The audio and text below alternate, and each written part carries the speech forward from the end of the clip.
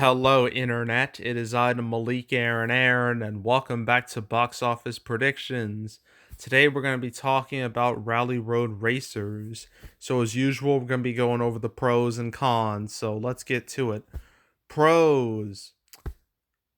Oof. Well, somehow the reviews for this movie are not total garbage, which really surprised me.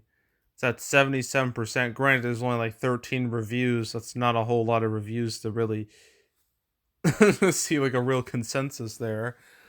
Yeah, it usually takes like 50 plus reviews before you're like, oh, okay, now you get like the general consensus. But 13, that's not a lot to go off of. um, but so that score is a lot higher than I thought. I thought this would be like in the teens. I thought this would be like another. This is like a movie that was like, what was it? Arctic Dogs. Jesus Christ, that movie. That is. I made a prediction video on that movie. Nobody even watched that movie. Like it just it's like this felt like that, where it felt like a direct to DVD or direct to video, animated movie. You're just like, why is this in theaters? Why is this on the big screen? Why? But apparently it's better than that. So yeah, I guess that's a pro, I guess. Um trying to think of some other pros. Well, I mean, we haven't had a family movie enter the marketplace since Mario, dominated everything. So, I mean, there was that, I guess. That's a very minor pro, though. And that's really it. I mean, there's like the voice cast. It's not very impressive. I mean, the most notable person here is J.K. Simmons, but usually, like, a voice cast, they're not that super relevant to a movie unless the studio like makes it relevant, like in the case of like the Mario movie. So yeah. All right, I think we're done with pros. Cons. I've seen no marketing, zero marketing anywhere for this movie. Some people are amazed this movie's getting a wide release, and yeah, it's just there's just nothing. It's just no marketing. So obviously, no marketing is a big con in my book. I mean, like the fact that, like the poster is like, wow, from the producer of Shrek. Wow, the producer of a movie that's literally 1 year, that's like 1 year younger than me.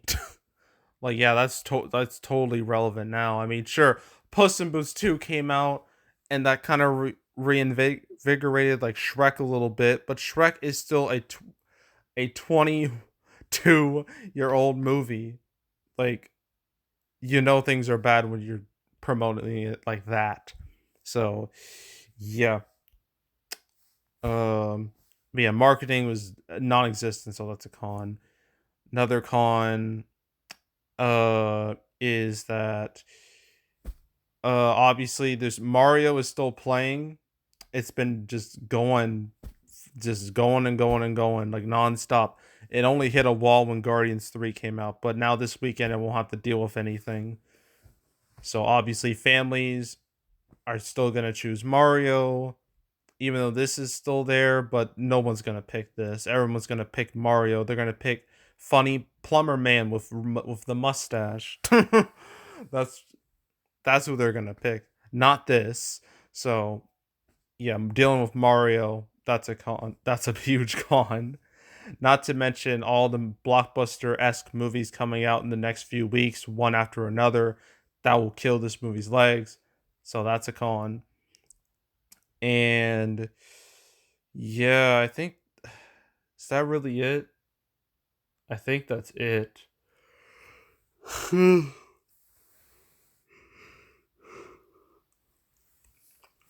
Ugh, I don't even remember.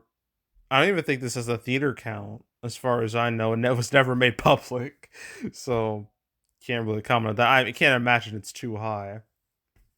But yeah, I think that's really it. There's not much else to say. It's just there's not much to say. So opening weekend, less than a million. I'd be amazed if it hit above that, but less than a million. I don't know. Same range I had for Fool's Paradise, 500,000 to a million, and it's total less than 2 million, maybe more than that. I don't know. I don't care. I'm done. I'm done with this weekend. This weekend was a total waste of time, a complete nothing burger, a dead weekend. It was worthless. You could have had something big-ish open between like Guardians 3 and Fast X. You could have done that, but no one took that chance. So now we have this a weekend to forget. But thankfully, next weekend will be a lot more interesting because not only, well, thankfully, there's only going to be one movie, which is good for me.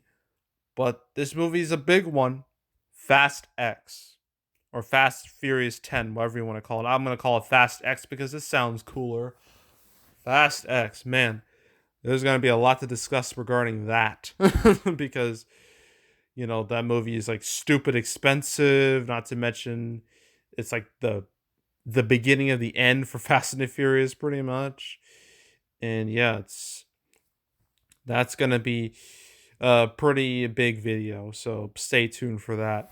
But yeah, that's it. That's all. So yeah, make sure to subscribe, like this video, leave a comment, turn on notifications, share the whole drill. Want to check out more videos like this? I got a playlist on the homepage, all previous prediction videos I've made this year and any other years. You want to watch any of those, go right ahead. There's also the cancel series where I go over all the movies that were supposed to come out but didn't.